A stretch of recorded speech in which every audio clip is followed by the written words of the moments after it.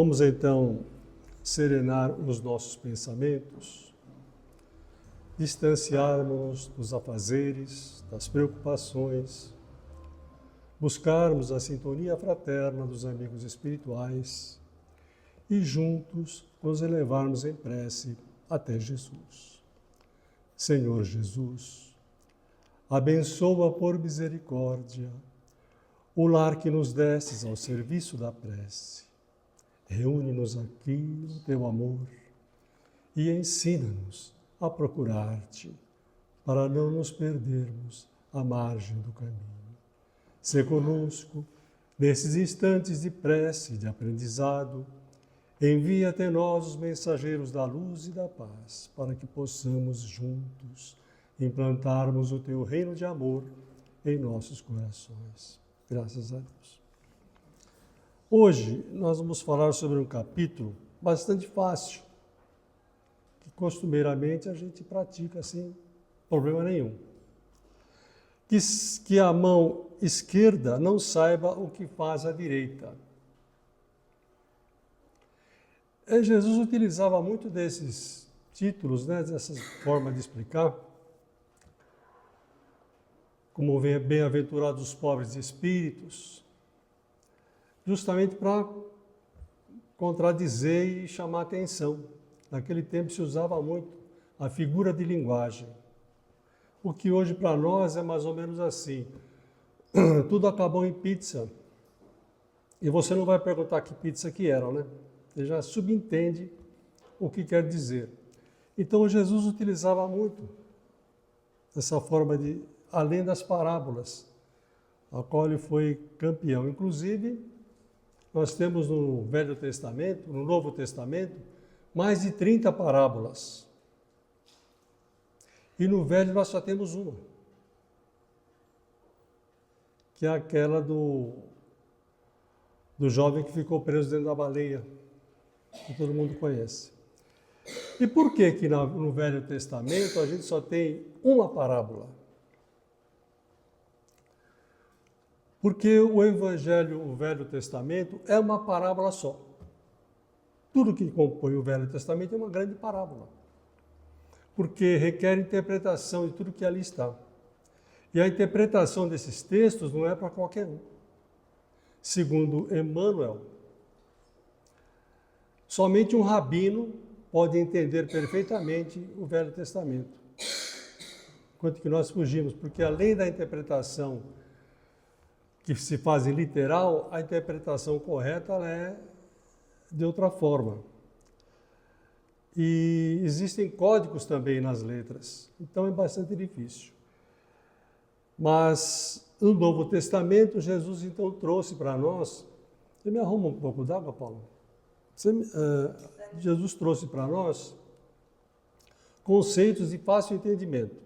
Não para aquela época. Não é? Como é que Jesus ia falar de reencarnação naquela época? Não tem como.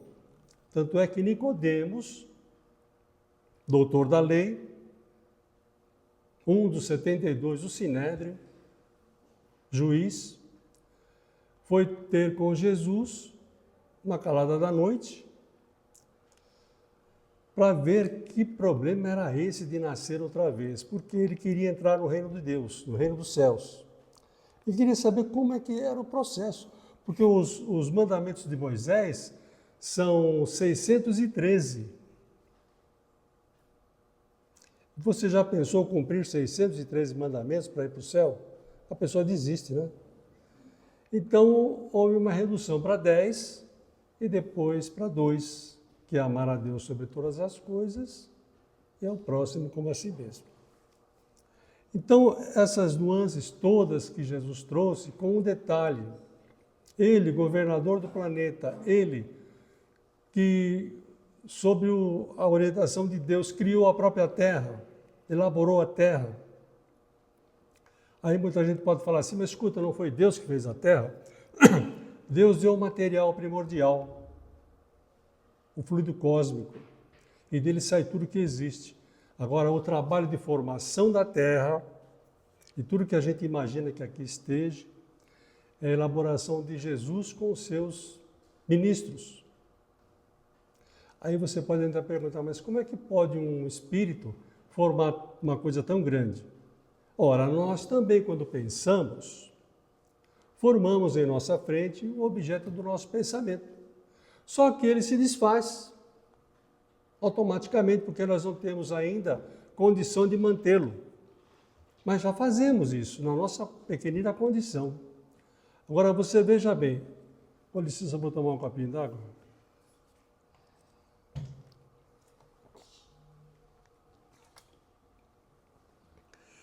E as casas do nosso lar? Aquela cerquinha bonitinha que tem em frente à casa, as flores. Quem é que fez aquilo lá? É a mentalização dos espíritos construtores, que trabalhando intensamente, e aquilo dura quanto tempo? O tempo que quiserem. Então dá para a gente ter uma ideia, pelo menos para o espírita, o que nos aguarda e nos espera. Tem medo da morte? Dá um medinho, não dá? Mas o que vem depois dela é fantástico. É vida. E vida em abundância, como diz os jovens espíritos. Vida em abundância.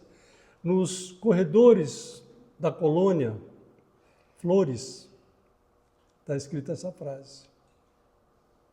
Eu vim trazer vida e vida em abundância. Então, para o espírita, a vida eterna tem um significado muito grande. Continuamos vivos, não muda nada. É tão interessante que você faz um atendimento espiritual na casa espírita, né? E o espírito diz assim, eu morri? Eu estou morto? A gente, com muito jeitinho, pode dizer que ele está, né? Ou então não. Não se tem ideia, quando se vai para lá, quando você é muito materialista, que foi para o outro lado da vida. E com um detalhe, o espírito volta a renascer sem saber que foi. E nós já fizemos isso um bocado de vezes. Então Jesus é esse mestre por excelência que se fez humilde, meu Deus do céu, e nos trouxe lições tão profundas, porque na época da sua crucificação, quando então lhe colocaram uma capa vermelha e uma cruz de espinhos, e desmoralizaram da forma que fizeram, ele não falou nada. Não disse nada. Manteve-se em silêncio. Por que será?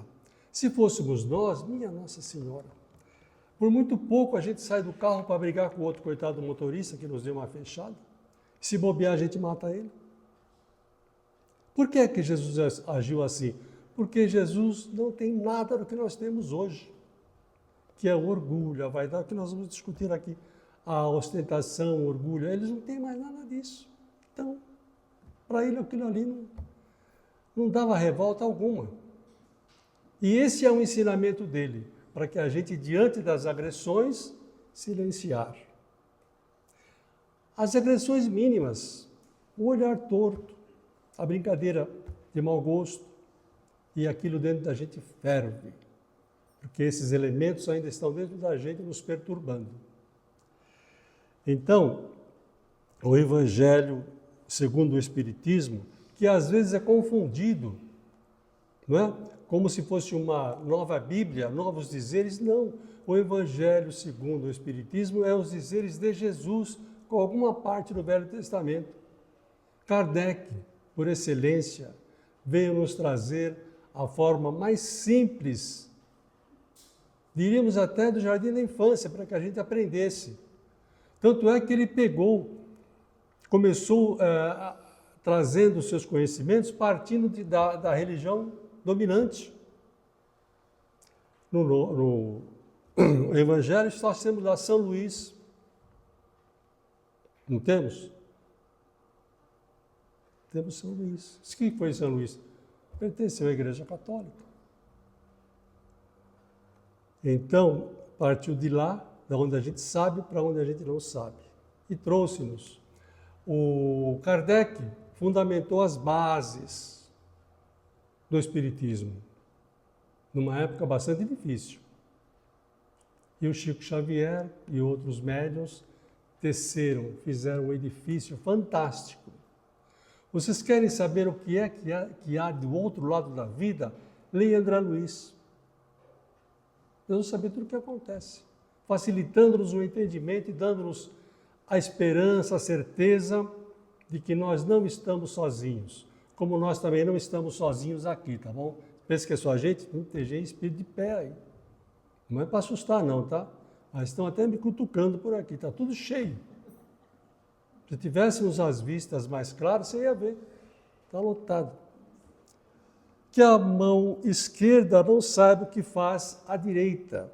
Vou ler um texto aqui para fundamentar. Guardai-vos, não façais as vossas boas obras diante dos homens, com o fim de serdes vistos por eles. A gente é louco para fazer isso, né? Você já viu naquele Teleton na televisão? Sem criticar. Mas as pessoas dão cheques virtuosos desde que apareçam, não é? Eles precisam aparecer. Então, faz a contribuição e aparece bastante. Já receberam a recompensa, foram vistos. De outra sorte, não tereis recompensa da mão do vosso Pai. O que seria essa recompensa? A recompensa do silêncio, da paz, da compreensão, que nós somos tão pequeninos ainda. Né? E tudo que você, o máximo que você fizer aqui vai ser sempre um pouquinho. Que está nos céus. Quando, pois, dás a esmola, não façais tocar a trombeta diante de ti. Nós tocamos trombeta? Você toca a trombeta, Sérgio?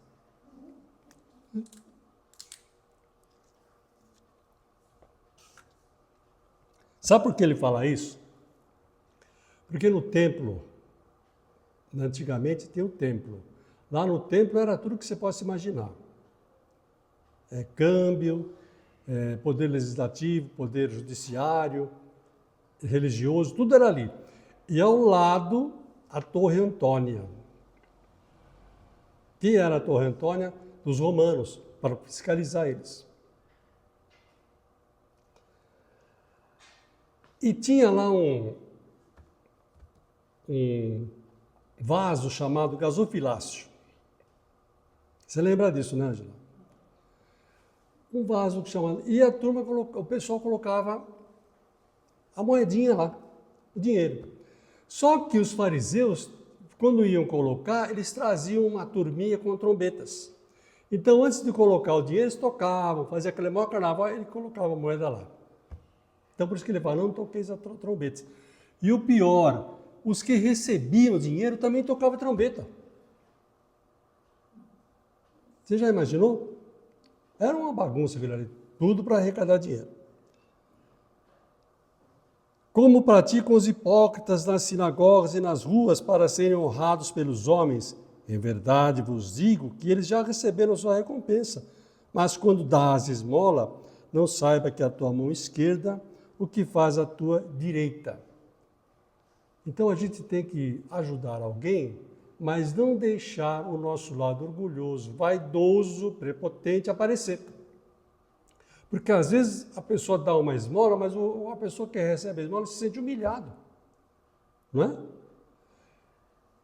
No trânsito, todos nós somos parados por meninos, né? Que vêm pedir uma ajuda. E qual é o nosso comportamento? Você dá uma moedinha para ele ir embora logo. Não é assim? Você não olha para os olhos dele, dá como a Paulinha falou ontem, né? Que olhos lindos você tem. E às vezes tem, né? Geralmente um negro com olhos verdes é coisa rara, né? Mas tem. Nós, em visita a uma favela, identificamos, não sei se você lembra, Romeu, um menininho, menina, negrinho, mas uma cor de seda, sabe? Não, preto é um preto luxuoso. Sem preconceito. E os olhos azuis? Azuis. Olhos azuis, mas um azul que fora do comum. Ali circulando no meio daquelas tranqueiras todas. Então a gente se pergunta, a África é um país de milionário. Só tem milionário lá. todos reencarnados. Não é? Está cheio de milionário reencarnado lá. Porque apronta aqui e volta lá. E não é castigo, né? É correção. Para que a tua esmola fique escondida e teu pai que vê o que se passa em segredo vos pagará. Pagará dessa forma, né? Trazendo-nos a paz, a tranquilidade. Bom, aqui ele estava no morro, no Monte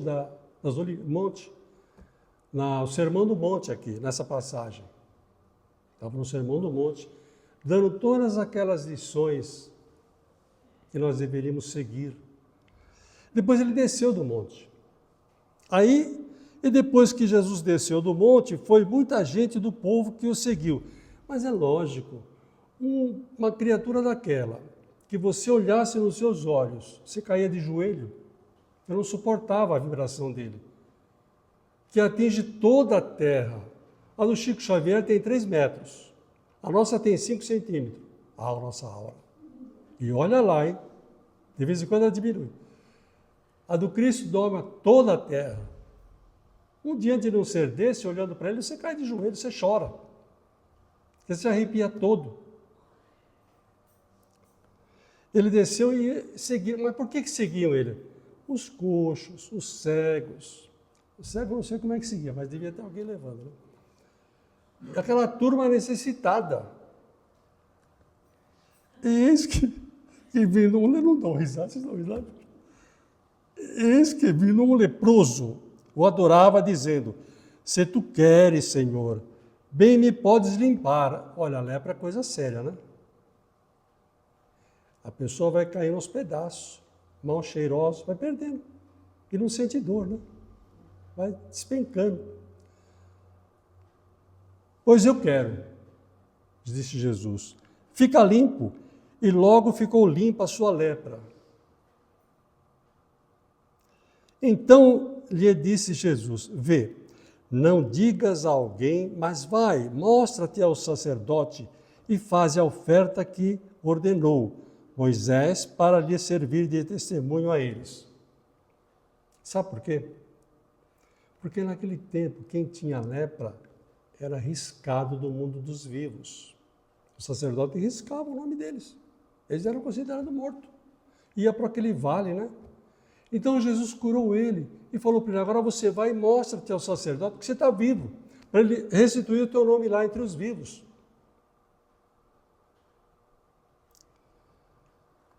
Kardec diz assim: ó, fazendo o bem sem ostentação,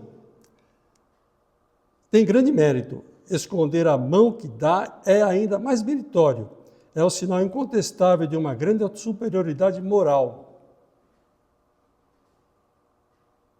O homem de uma só mulher é um ser evoluído. É difícil, né? A mulherada não gosta muito, mas o homem de uma mulher só é superior. Ainda bem que eu não cometi bobagem nessa encarnação, sabe?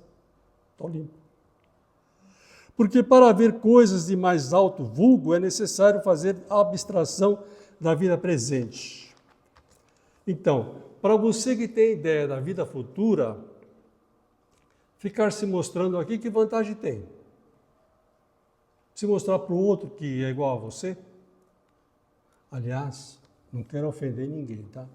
Mas Kardec, entrevistando um espírito de Júpiter, segura aí, viu? Você vai cair da cadeira. Falou assim para ele: como é que vocês veem nós, aqui humanos, na Terra? Ele disse assim: como verdadeiros macacos. Dói um pouco, né? Como verdadeiros macacos. Fazendo traquinagem e estripulia. Não é todo mundo, né? Nós, por exemplo, aqui não somos, nós somos mais adiantados, né? Estamos no outro patamar. Bom, agora temos o óbolo da viúva, o gasofilácio. Todo mundo põe a sua moedinha lá e trombeteando. E tinha essa viúva, eu vou até ler o texto para que a gente firme lá.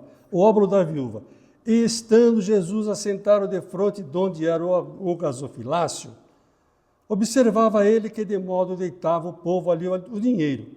E muitos que eram ricos deitavam com a mão larga, davam bastante grana. E tendo chegado a uma pobre viúva, lançou 2 pequenas moedas, que importavam R$1. E convocando seus discípulos, lhes disse: na verdade vos digo que mais deitou esta mulher, essa pobre viúva, do que todos os outros que deitaram no gasofilácio. Porque é interessante essa palavra gasofilácio, que ela marca bastante, né? Se fala um vaso, ninguém dá atenção, mas você fala gasofilácio, já marca. Porque todos os outros deitaram do que tinham de sua abundância, porém esta deitou de sua mesma indigência, tudo o que tinha e tudo que lhe restava para o seu sustento. Por um exemplo, uma pessoa que está para cometer o suicídio. Se alguém que já tentou isso e conseguiu escapar, vai ser um conselheiro por excelente para ele. Alguém que usou droga e conseguiu se recuperar, poderá auxiliar quem está entrando no processo agora com muito mais firmeza. Porque ele sabe, ele tem a essência, ele conhece. Assim era a viúva. As 2 moedinhas que ela colocou lá, ela colocou da sua necessidade, então ela sabe quanto vale 2 moedinhas. Então ela entende que aquele que vai se utilizar daquelas moedinhas precisa dela. Aquele que dá em abundância dá o que sobra. Esse é o grande perigo. Fizemos aqui no centro uma vez o recolhimento, acho que era lá em cima, o recolhimento de peças para darmos para os pobres. Como se nós não fôssemos pobres, né? Nós somos pobres de amor, pobres de carinho, pobres de... Só não é pobre de orgulho, mas o resto a gente é uma pobreza tremenda. E aí isso veio o material. Tudo pecinha zerinho. Não faltava nenhum botão. Nós recebemos uma bacia, negócio de lavar criança, como é que chama? Banheirinha. Limpinha. Vocês não têm ideia como é que chegou aquela banheirinha. Com os restos fecais da criança. As roupas, tudo sem botão. Por quê? Porque a gente, quando vai fazer caridade, o que a gente faz?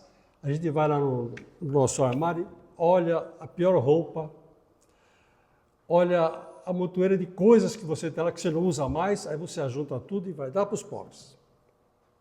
Não é assim que a gente faz? É assim que a gente faz.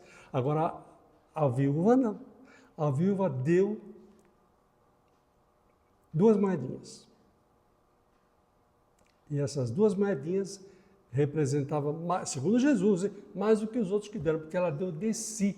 Então, quando a gente vai dar alguma coisa, tem que dar de coração. Porque às vezes você dá com uma mão e a outra está puxando, né? Dando, mas esperando um troco daquilo que você está dando. Por isso é que ele fala que a tua mão esquerda não sabe o que faz a direita. Porque você dá com a direita esperando um possível retorno daquilo que você está dando. Então você já dá com segundas intenções. Eu vou favorecer essa pessoa aqui porque lá na frente ele vai me ajudar ou vai me fazer alguma coisa. Agora, a viúva não, ela deu o que tinha. Então esse é o dar sem ostentação. Então dar as coisas é para dar de coração. Não é? Agora a gente faz o seguinte, passa alguém na frente da sua casa e pede um prato de comida. Aí você vai lá e fala, nossa, tem um rapaz aí pedindo comida, você tem alguma coisa aí para dar? Tem.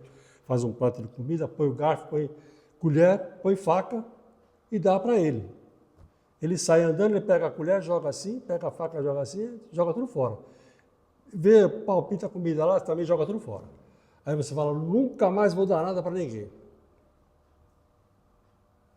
Porque você dá, joga tudo fora. Mas você deu com amor, deu com atenção. O que ele vai fazer, coitado? Você não tem noção. Mas a gente fica revoltado, porque o outro não compreendeu o seu óbolo. Então, esse é o detalhe, é doar de verdade. doar de coração. De preferência, fazer uma prece antes ou no meio, né? Ou então, se você vai passando pela estrada e tem alguém necessitado e você não pode ajudar, faz uma prece. Por quê? Porque aquele que está caído na calçada tem também um mentor espiritual. Inclusive, eles também têm mentor espiritual, impressionante, né? E quando você faz uma prece, o mentor pega aquela energia e favorece ele. Aí, então, você vai receber a ajuda desse mentor indiretamente. Aí que está o pagamento de Deus. Você ajuda a pessoa, o mentor dela fica extremamente reconhecido porque viu que você doou de coração e vai, em contrapartida, te ajudar a ver a tua necessidade para te ajudar. E ninguém está sabendo. Então, esse é o pagamento de Deus. Então, vamos às nossas vibrações. Então, sintonizados com os bons espíritos,